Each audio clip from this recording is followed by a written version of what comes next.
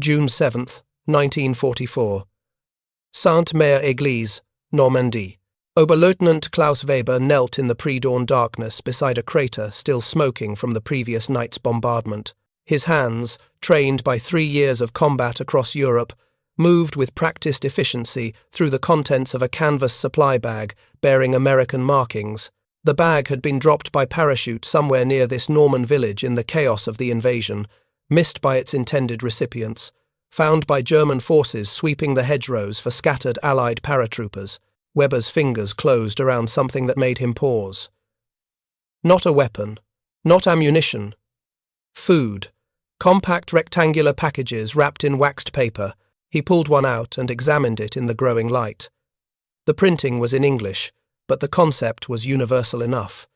This was a ration pack, a single meal, designed to sustain a soldier in combat. He opened it carefully, his movements slowing as he catalogued the contents. Canned meat, biscuits, cheese, chocolate, cigarettes, coffee, sugar, chewing gum, toilet paper, a small can opener, matches in a waterproof container, all of it packed into a space smaller than his helmet, weighing perhaps 1 kilogram. Weber looked up at his platoon sergeant, Feldwebel Ernst Hoffmann, who was examining a second supply container. Hoffmann's face had gone still in the way that signaled he was processing something that did not fit his understanding of how things should work. If you're enjoying this deep dive into the story, hit the subscribe button and let us know in the comments from where in the world you are watching from today. How many of these were in the container? Weber asked quietly.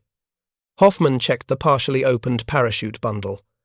36 packages, Herr Oberleutnant, each marked as 1 day's ration, plus additional containers of water purification tablets, medical supplies, and ammunition.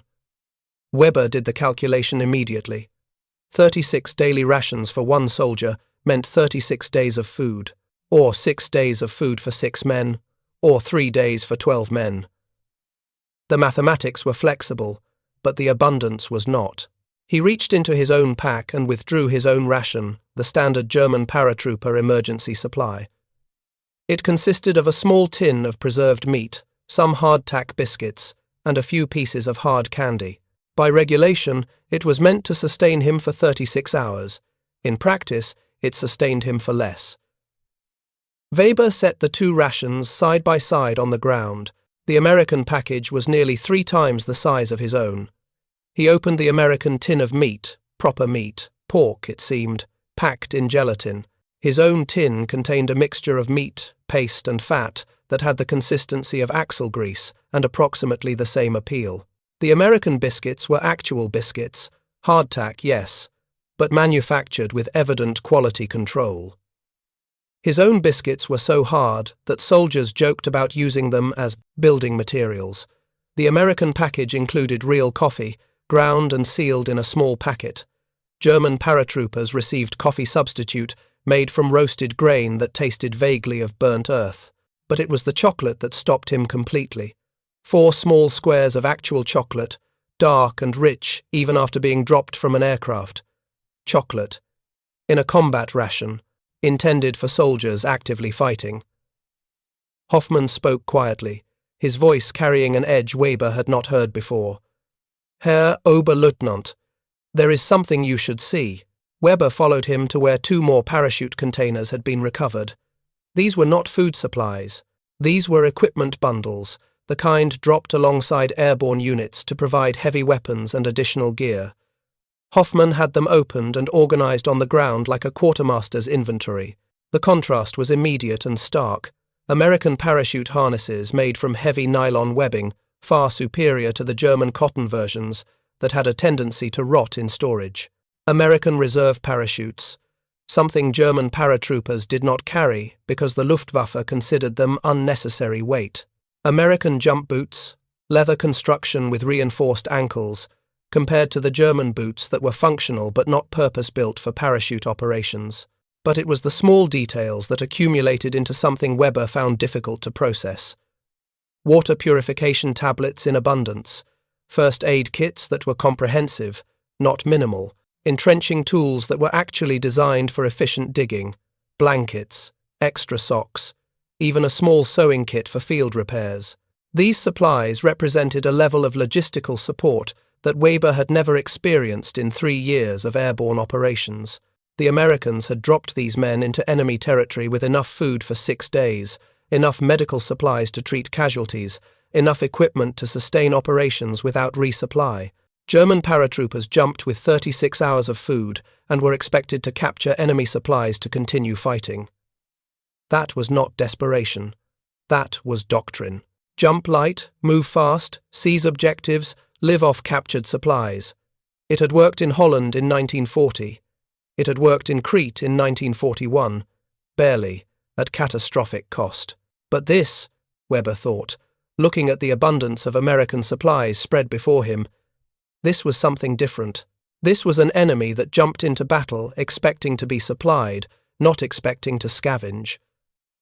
Hoffman pulled out one more item from the American supplies, a small booklet, pocket-sized, printed on water-resistant paper. The cover bore English text and a simple diagram. It was a guide, instructions for soldiers on how to identify edible plants in Normandy, as if the 6 days of rations might not be enough, as if they needed backup plans for their backup plans. Weber had spent the previous 3 years watching German logistics deteriorate. In Russia, supplies had frozen in rail cars hundreds of kilometers behind the lines. In North Africa, Rommel's Afrika Korps had fought brilliantly while slowly starving because the British controlled the Mediterranean supply routes. In Italy, German forces received diminishing rations as Allied bombing destroyed transportation networks. The trend was consistent and undeniable. German logistics were contracting, supplies were becoming scarce, quality was declining. And yet here, scattered across a Norman field, was evidence that the enemy's logistics were not just functional, they were abundant. 6 days of food per soldier for an airborne drop. Weber tried to imagine what that meant in aggregate. The American airborne divisions that had jumped into Normandy numbered approximately 13,000 men per division. If each man carried 6 days of food, that was 78,000 man-days of rations dropped in a single night, just for the paratroopers, not counting the glider troops, not counting the beach landing forces. The mathematics became overwhelming quickly. The amount of food alone represented more logistical capacity than an entire German division received in a month, and the Americans had dropped it from aircraft, thousands of tons of supplies, parachuted into enemy territory in the darkness, all coordinated to arrive within hours of the invasion. Weber stood and looked east toward where the rising sun was beginning to illuminate the Normandy countryside. Somewhere in that direction, German forces were preparing counterattacks against the Allied beachhead. Tank divisions were moving into position. Infantry units were marshalling for assaults. Artillery was being positioned to shell the landing zones. But standing here, looking at the evidence of American logistical capacity spread across the ground, Weber felt something he had not felt before. Not fear of enemy weapons or enemy soldiers. Those were known factors. This was different. This was the realization that they were fighting an enemy whose material capacity was so vast that they could afford to shower individual soldiers with supplies that seemed almost wasteful in their abundance. He picked up the American ration pack again, feeling its weight, examining its construction. This was not emergency food.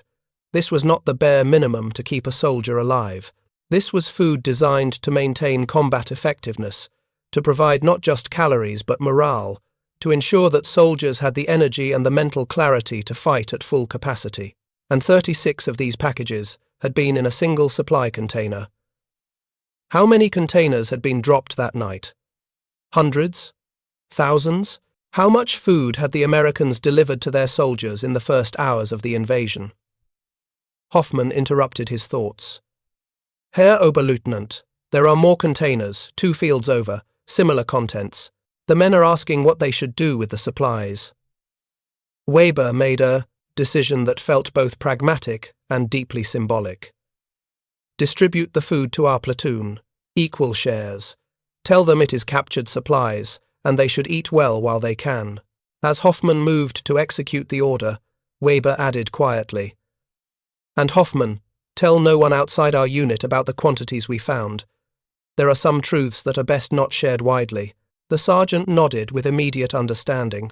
If word spread through German lines about the abundance of American supplies, about the 6 days of food versus their 36 hours, it would raise questions that had no comfortable answers. Weber remained in the field as his men began distributing the captured American rations.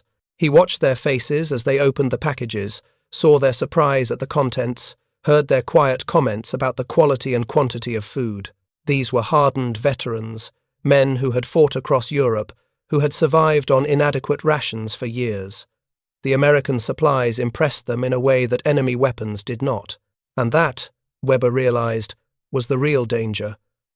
Not the immediate tactical threat of well-fed enemy soldiers, but the psychological impact of evidence that the enemy possessed material capacity so great that individual soldiers carried 6 days of supplies for operations that might last 36 hours.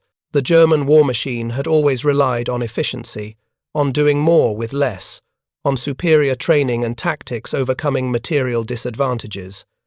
But there were limits to that approach. You could not overcome starvation with superior tactics. You could not substitute training for food that did not exist. Weber had seen those limits approaching for months. The rations had been reduced gradually, so gradually that soldiers barely noticed the individual cuts, but the cumulative effect was undeniable. Men were thinner. Recovery from minor illnesses took longer. Combat effectiveness declined in subtle ways that only became apparent over time. And now, holding an American ration pack that weighed 3 times what his own emergency supply weighed, Weber understood something that he wished he did not understand. The gap was not closing, it was widening. The German military had entered this war, believing that willpower and tactical superiority would overcome material disadvantages. That belief had sustained them through the early victories. But here, in Normandy, scattered across these fields, was evidence that material capacity ultimately mattered more than any doctrine claimed. 6 days versus 36 hours. The numbers were simple, the implications were not.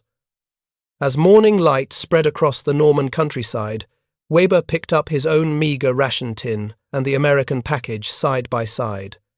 He would fight, of course. He would lead his men with the same competence he had demonstrated for 3 years. He would follow orders and execute tactics, and do everything a German paratrooper officer was trained to do.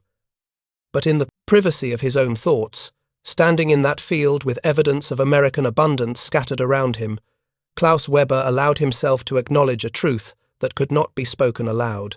They were not just fighting an enemy with more soldiers and more tanks. They were fighting an enemy whose logistical capacity was so vast that individual soldiers carried more food for a single operation than German soldiers received for days of combat. And that capacity, more than any weapon or tactic, revealed the fundamental imbalance of this war. The Allies were not desperate. They were not stretched thin. They were not improvising solutions to supply problems.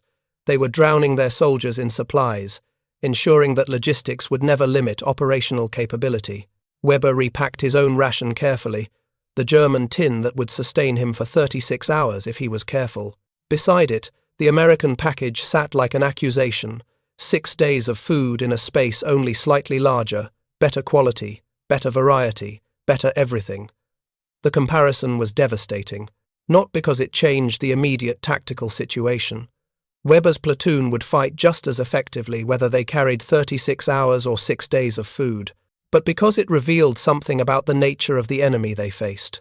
An enemy with such overwhelming logistical capacity that they could afford to oversupply their soldiers, to provide not just adequacy but abundance, to ensure that no operation would fail for lack of supplies.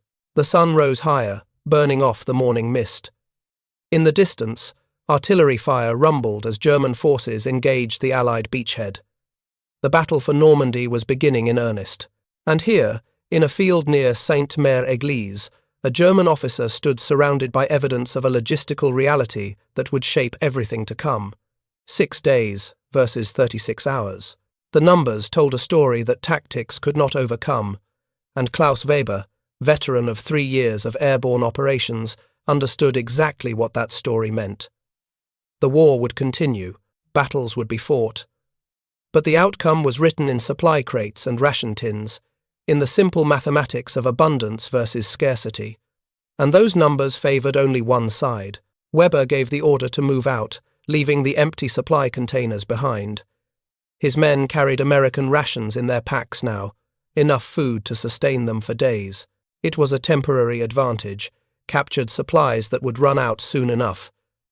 But the memory of those supplies, the evidence of American logistical capacity, that would not run out, that would stay with every man who had seen it, a knowledge that could not be unlearned, a comparison that could not be unmade. They marched east toward the sound of fighting, German paratroopers carrying American food, moving toward a battle whose outcome was already determined by factors far beyond the courage or skill of individual soldiers. The real battle was not being fought in Normandy's hedgerows. It was being fought in factories and farms and supply depots, in the vast logistical networks that determined whether soldiers ate for 6 days or 36 hours. And that battle, Weber knew with certainty he could not voice, was already lost. The evidence was in his hands. 6 days of food, chocolate included, dropped from the sky. For soldiers who might fight for 36 hours, the mathematics were simple. The implications were catastrophic. And Klaus Weber, walking through Norman fields in the early light of June 7, 1944, carried both the enemy's supplies and the enemy's secret. They were not desperate. They had no need to conserve. They operated from abundance, not scarcity. The doctrine that shaped Klaus Weber's understanding of airborne warfare had been written in blood and victory across Europe. To understand why those American rations represented such a profound shock, one must first understand what German paratroopers had been taught to expect, what they had experienced, and what they had been told about their enemy's capabilities. The Fallschirmjäger, Germany's parachute infantry, had been created in the mid-1930s as an elite force designed to seize key objectives ahead of advancing ground troops. The concept was revolutionary at the time. Soldiers delivered by air, dropping behind enemy lines, capturing bridges or fortifications before defenders could react. Speed and surprise were everything. Logistics were secondary. The training reflected this philosophy. German paratroopers jumped without reserve parachutes because Luftwaffe doctrine considered them dead weight. They jumped without heavy equipment because aircraft capacity was limited. They jumped with minimal supplies because the entire concept relied on rapid link-up with advancing ground forces or immediate capture of enemy supply depots. 36 hours. That was the doctrinal assumption. A paratrooper could fight effectively for 36 hours on emergency rations. Then either friendly forces would arrive with supplies, or the battle would be decided one way or another. The system worked brilliantly when it worked. And it worked first in Holland. May 1940, German paratroopers dropped near Rotterdam and The Hague as part of the invasion of the Netherlands. They jumped with minimal supplies, secured their objectives, and held them until ground forces arrived within 30 hours. The Dutch military, unprepared for airborne assault, could not mount effective counterattacks. The German paratroopers succeeded exactly as doctrine predicted. Belgium, the same month, paratroopers captured Fort Eben-Emael, considered impregnable, using gliders and shaped charges. They landed on the fort's roof, neutralized its defenses, and held it for 24 hours until relieving forces arrived. Again, minimal supplies were sufficient because the operation succeeded quickly. These early victories established the Fallschirmjägers' reputation as elite forces capable of achieving impossible objectives. But they also reinforced a dangerous assumption that airborne operations would always be short, that link-up would always occur quickly, that 36 hours of supplies would always be adequate. Then came Crete. May 1941, Operation Mercure, the airborne invasion of a defended island. This time, the assumptions failed catastrophically. The German plan called for paratroopers to seize Maleme airfield on Crete's northern coast, allowing transport aircraft to land reinforcements and supplies. The paratroopers jumped with their standard 36 hours of rations, expecting rapid success. Instead, they encountered British, Australian, and New Zealand forces who were prepared and determined. The fighting was brutal. German paratroopers landed scattered across the landscape, many killed before they reached the ground. Their supply containers drifted away from drop zones. Units could not consolidate. The battle that was supposed to last hours stretched into days, and the 36 hours of rations ran out. Men fought on empty stomachs. Wounded soldiers went untreated because medical supplies were in containers that had landed in enemy hands. Ammunition shortages developed because resupply aircraft could not land on the contested airfield. The paratroopers, elite soldiers trained to the highest standard, found themselves starving while trying to maintain combat operations. They won eventually. German reinforcements kept coming. Mountain troops landed and reinforced the airhead, and the Allied forces withdrew. But the cost was staggering. Nearly 4,000 German paratroopers killed, another 2,000 wounded. For the Luftwaffe, Crete was a victory so costly that Hitler forbade future large-scale airborne operations. The lesson should have been clear.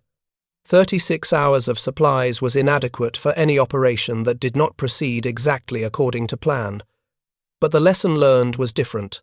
The official conclusion was that the paratroopers had succeeded despite difficulties, that their superior training and determination had overcome supply problems, that willpower could substitute for logistics.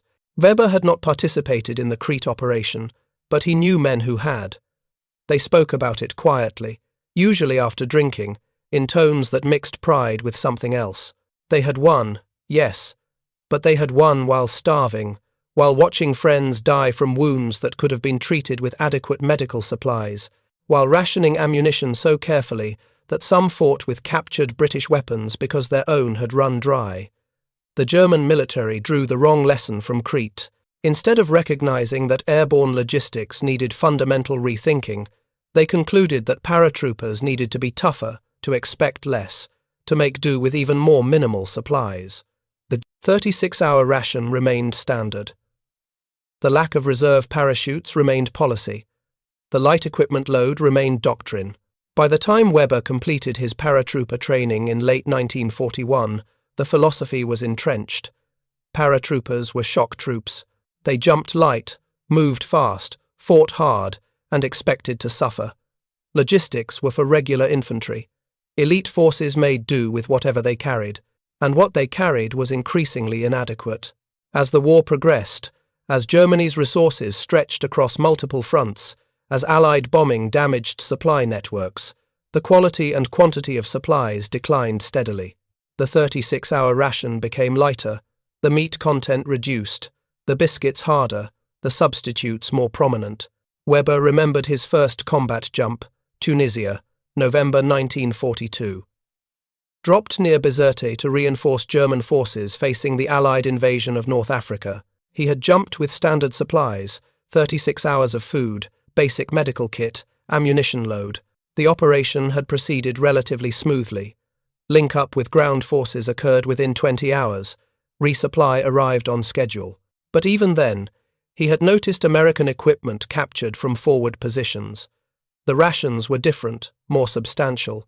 The medical supplies were more comprehensive. The small details revealed a different approach to logistics. American soldiers carried supplies as if someone expected them to survive, expected them to need things beyond the bare minimum for combat. At the time, Weber and his men had joked about it. Americans were soft, they said. They needed chocolate and chewing gum to fight. German soldiers were harder, tougher, more capable of enduring hardship. The abundance of American supplies was presented as evidence of weakness, not strength. That interpretation persisted through Tunisia, through Sicily, through Italy. German forces fought brilliantly with diminishing supplies, while Americans fought adequately with overwhelming material support. The narrative was clear. Quality versus quantity. Skill versus resources. German superiority versus American abundance. But standing in that Norman field on June 7, 1944, examining 6 days' worth of American rations compared to his own 36 hours, Weber felt that narrative collapse. This was not soft soldiers requiring comfort items. This was an enemy that supplied its forces so thoroughly that they could operate independently for extended periods without resupply. The American rations were not luxury items. They were calculated to maintain combat effectiveness. The chocolate provided quick energy. The coffee maintained alertness. The cigarettes helped with stress management. Even the chewing gum served a purpose, maintaining saliva production when water was rationed. Every item in the package had been selected based on physiological and psychological research into what kept soldiers fighting at peak capacity. German rations, by contrast, provided minimum calories for survival. There was no chocolate, no coffee substitute worth the name, no consideration for morale or sustained energy. The assumption was that German soldiers would endure because discipline and willpower demanded it. The assumption was that supplies were a secondary consideration to fighting spirit, and for years that assumption had seemed valid. German soldiers did endure incredible hardships. They did fight effectively on inadequate rations. They did maintain discipline under conditions that would have broken less trained forces. But there were limits that were becoming increasingly apparent. Weber thought about his own physical condition. He was 31 years old, had been fighting for nearly 5 years, and his body showed the accumulated strain. He had lost weight steadily since 1942, not catastrophically, but consistently. Small wounds healed more slowly than they once had. Recovery from illness took longer. His endurance was not what it had been 3 years earlier. The same pattern affected every man in his platoon. The veterans from Holland and Crete were gaunt, their faces showing the characteristic hollowness of chronic, mild malnutrition. The newer replacements arrived already underfed because training rations had been cut to conserve supplies for combat units. Everyone operated in a state of permanent caloric deficit, not starving, but never truly satisfied. And they accepted this as normal because they had been told it was normal, that German soldiers were superior precisely because they could function on less. That enduring hardship was a virtue that separated elite forces from ordinary troops. The philosophy was so deeply embedded that questioning it seemed almost treasonous. But the American rations challenged that philosophy at a fundamental level. If the enemy could afford to give every soldier 6 days of food, complete with chocolate and real coffee, what did that say about comparative material capacity? If American paratroopers jumped with such abundance that they had guides for identifying edible plants as a backup to their backup supplies, what did that reveal about the logistical systems supporting them? Weber walked through the field where his men were finishing distribution of the captured supplies. He watched them eat the American rations, saw their reactions to food that was genuinely good, not just adequate for survival. The chocolate disappeared first, then the coffee. The canned meat was savoured rather than simply consumed. Even the biscuits, which were only marginally better than German hardtack, were received with appreciation. Feldwebel Hoffmann approached, his expression troubled. Herr Oberleutnant, the men are asking questions about why the Americans have so much more than we do. What are you telling them? Weber asked. That captured supplies are always better than standard issue, that we should enjoy them, while we can, that this changes nothing about our tactical situation. Hoffmann paused. But they are not stupid, sir. They can see the difference, and they are wondering what it means. Weber considered his response carefully. What it means, Feldwebel, is that the Americans have different priorities.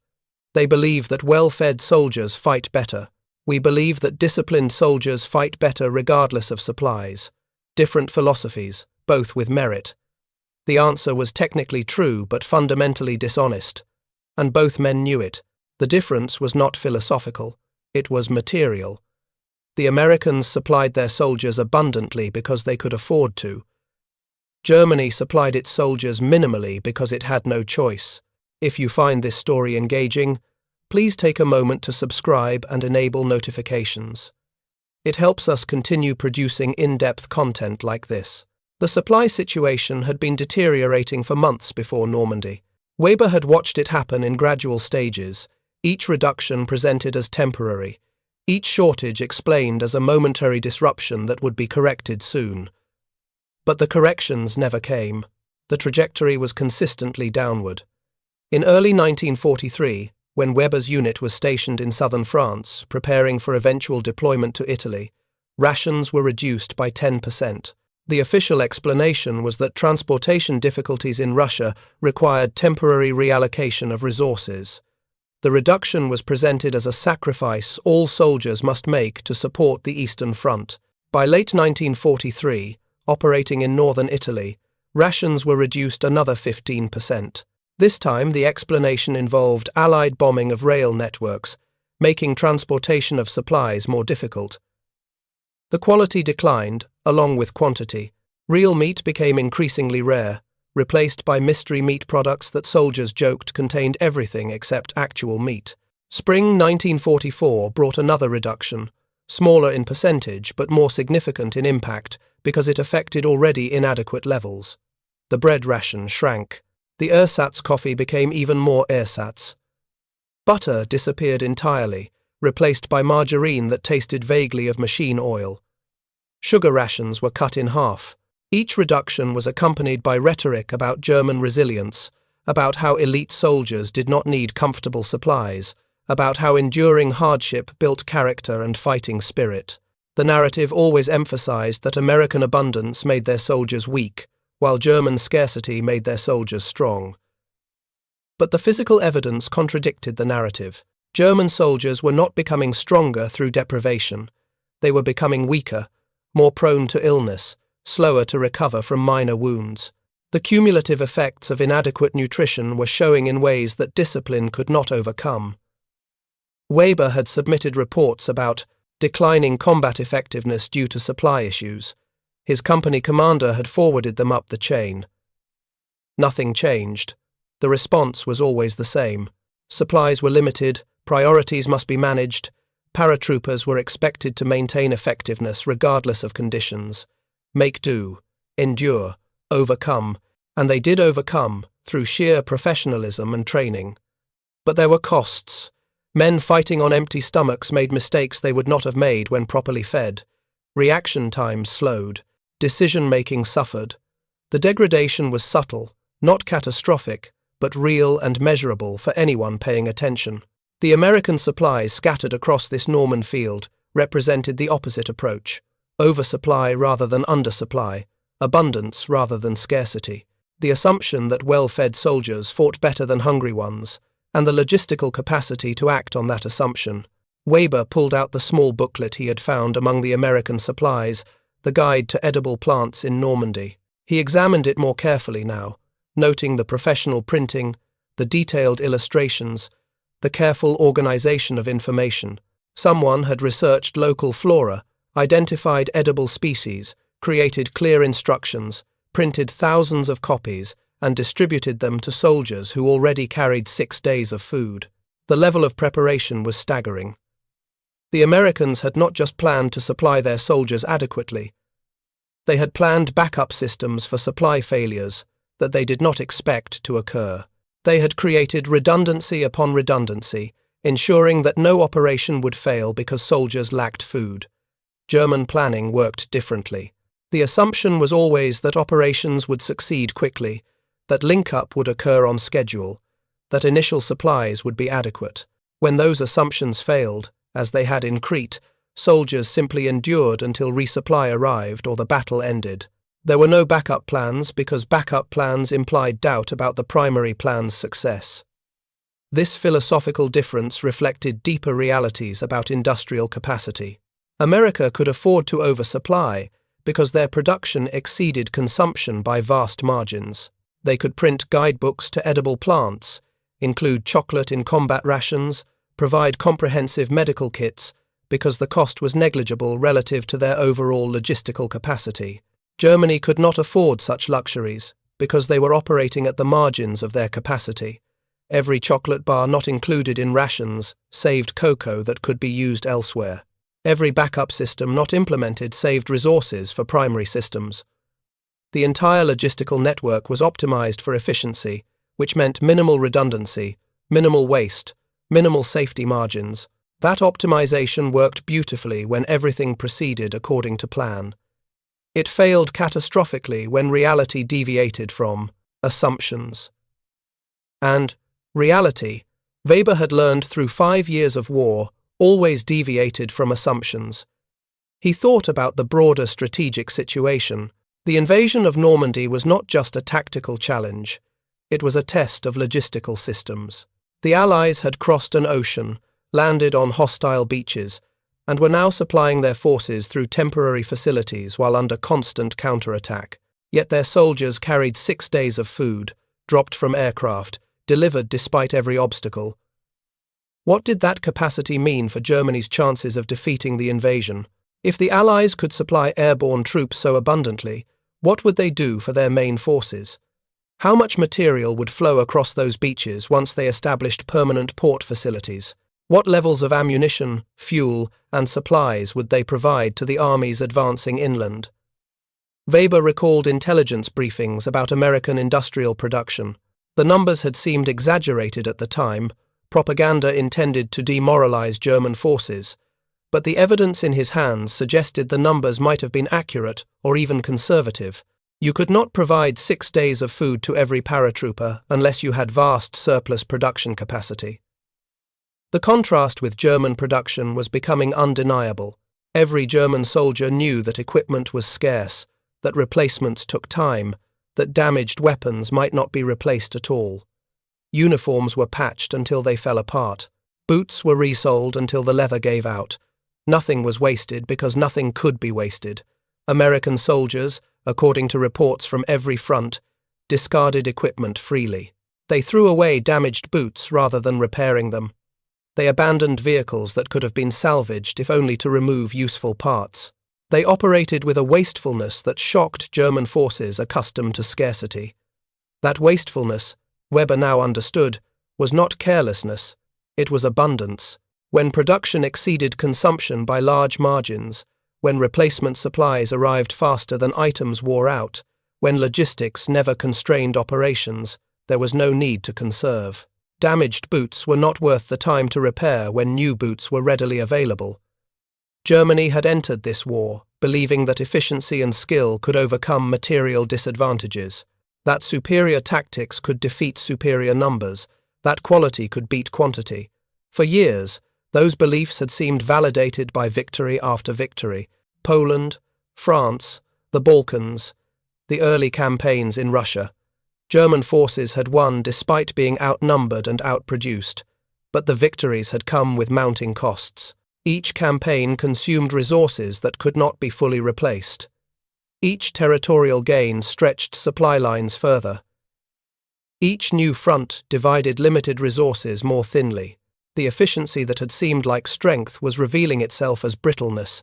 There were no margins for error, no capacity to absorb unexpected setbacks, no reserves to draw upon when primary plans failed.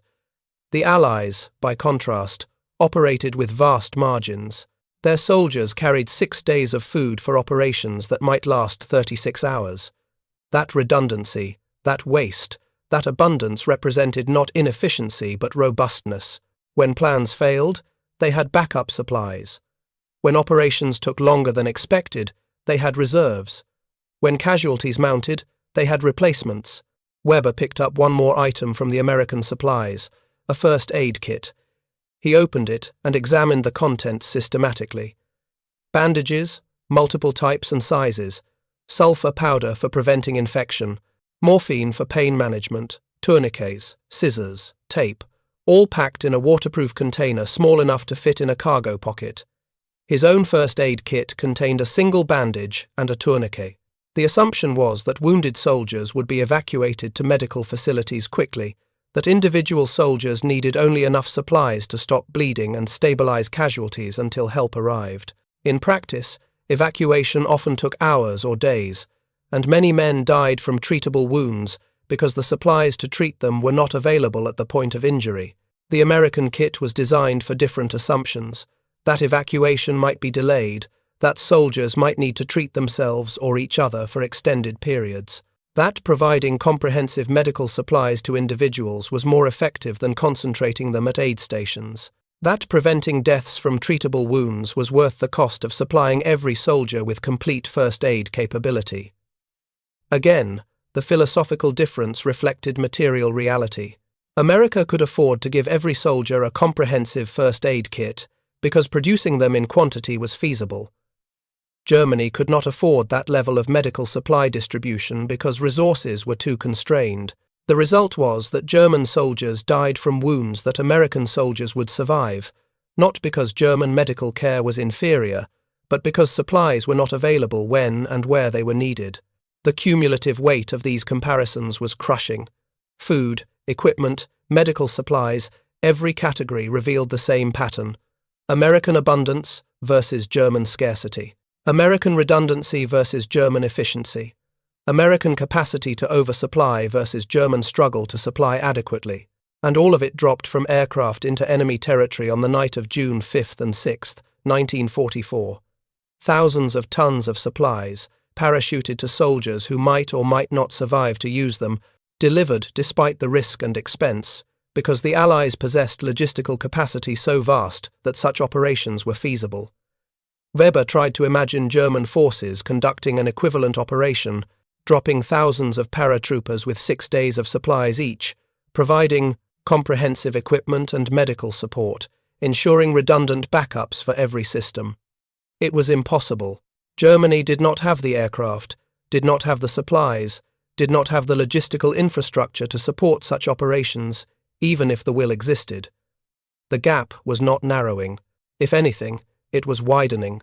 As German production declined under Allied bombing, as transportation networks deteriorated, as access to raw materials diminished, the German military's capacity to supply its forces was contracting. Meanwhile, American production was expanding, their supply networks were improving, their logistical systems were becoming more sophisticated. The mathematics were brutal. Germany was fighting a war of attrition against enemies who could outproduce them 10 to 1 or more. Every tank destroyed, every aircraft shot down, every ship sunk could be replaced by the Allies faster than by Germany. And the same pattern applied to supplies. Every ration consumed, every bandage used, every bullet fired could be replaced from Allied production with ease, while German replacement capacity shrank monthly. Standing in that Norman field, surrounded by evidence of American logistical capacity, Weber understood what the captured supplies really represented: not just food and equipment for immediate use, but proof of a material disparity so vast that no amount of tactical skill or fighting spirit could overcome it. The war would not be decided by courage or training or determination. It would be decided by which side could sustain operations indefinitely. And that side was clearly not Germany. The realization was devastating precisely because it could not be spoken aloud. To voice it would be defeatism, undermining morale, acknowledging truths that officers were supposed to deny. Weber's duty was to lead his men, to maintain their fighting effectiveness, to execute orders regardless of strategic realities. Questioning those realities, even privately, even in thoughts he would never speak, felt like betrayal. But the thoughts came anyway, unbidden and relentless. 6 days versus 36 hours. Chocolate in combat rations, comprehensive first aid kits, guides to edible plants as backup supplies. Every detail accumulated into an understanding that could not be ignored. The enemy they faced possessed material capacity that Germany could not match, could never match, could not even comprehend until confronted with physical evidence. And the truly terrifying part was that this evidence came from airborne forces, traditionally the most lightly supplied troops because of weight limitations on aircraft. If American paratroopers jumped with such abundance, what supplies did their main infantry forces receive? What logistical support did their armored divisions enjoy? What material advantages would they bring to bear as the campaign progressed? The questions had no comfortable answers. Weber repacked his own meagre supplies, the 36 hours of Preece, rations that suddenly seemed even more inadequate than before. Around him, his men finished eating the captured American food, their faces showing satisfaction that German rations never provided. They would fight well today, sustained by enemy supplies, maintaining the professional effectiveness that defined elite forces. But tomorrow, or the next day, the American rations would run out. They would return to their own inadequate supplies, to the perpetual slight hunger that characterized German logistics, to making do with less while their enemy operated with more. And every man who had tasted American rations would remember the difference, would know what they were missing, would understand at a visceral level that they were not fighting on equal terms. That knowledge could not be suppressed. It could not be explained away with rhetoric about German resilience or American weakness. The evidence was too concrete, too tangible, too undeniable. The rations in their hands proved what propaganda could not conceal, that Germany was losing not just battles, but the fundamental logistical contest that determined modern war's outcome. Weber gave the order to prepare for movement. His platoon assembled with practiced efficiency, veterans who knew their jobs despite inadequate supplies and mounting exhaustion. They would fight today, and tomorrow, and the day after, until death or capture or final defeat. Because that was what German soldiers did, what they had always done, what honor and duty demanded. But as they moved out through Norman hedgerows toward the sound of distant combat, every man carried more than weapons and equipment. They carried knowledge, dangerous knowledge, the understanding that they faced an enemy whose capacity exceeded their own by margins so vast that courage and skill might not be sufficient. That realization, more than any tactical defeat, marked the beginning of the end. 3 weeks later, Weber's platoon had been pushed back 40 kilometers from where they had found those American supplies. The captured rations were long gone, consumed in the first days of fighting. His men were back on German-issue supplies, the familiar inadequacy that defined their existence. But the memory remained. In quiet moments between engagements, soldiers would mention the American chocolate, the real coffee, the substantial meals that had briefly reminded them what it felt like to be properly fed. The comparisons were never voiced loudly, never in tones that suggested defeatism, but the knowledge was there, shared silently among men who understood what it meant. Weber learned through captured documents and interrogated prisoners that the American supplies they had found were standard issue, not special provisions for elite units. Every American paratrooper had jumped with similar abundance. The 101st Airborne, the 82nd Airborne, the British Airborne divisions, all supplied to the same generous standard. 6 days of food was normal, not exceptional. The implications spread through Wehrmacht units as soldiers shared information across the front. German infantry who overran American positions found similar abundance. Medical stations with supplies for hundreds of casualties. Ammunition dumps with shells stacked in quantities that seemed wasteful. Fuel depots with jerry cans arranged in endless rows, everywhere, the same pattern. American forces operated with surplus capacity, while German forces operated at the edge of sustainability. By July, as the Allies broke out from Normandy and German defences collapsed, the logistical disparity became undeniable. American tanks advanced with fuel trucks following immediately behind, ensuring they never stopped for lack of gasoline. American artillery fired preparatory barrages that consumed more shells in an hour than German artillery received in a week. American infantry attacked with such abundant ammunition that they could afford suppressive fire that German forces had to ration carefully. Weber watched his platoon shrink through attrition, not all from combat casualties. Men weakened by inadequate rations fell ill and could not recover quickly enough to remain combat effective. Minor wounds became serious because medical supplies were delayed. Equipment failures could not be corrected because spare parts were unavailable. The cumulative effect of operating without adequate logistics manifested in declining combat capability that no amount of discipline could overcome. In August, during the chaotic retreat from France, Weber's unit was temporarily attached to a panzer division for rearguard operations. He spoke with tank crews who described their situation with bitter humor. They had excellent tanks, well-trained crews, effective tactics, and no fuel. Their Panthers sat immobilized because the fuel allocation for the entire division was less than what a single American armored battalion received daily. One tank commander, a veteran of the Russian front, summarized the situation with devastating clarity.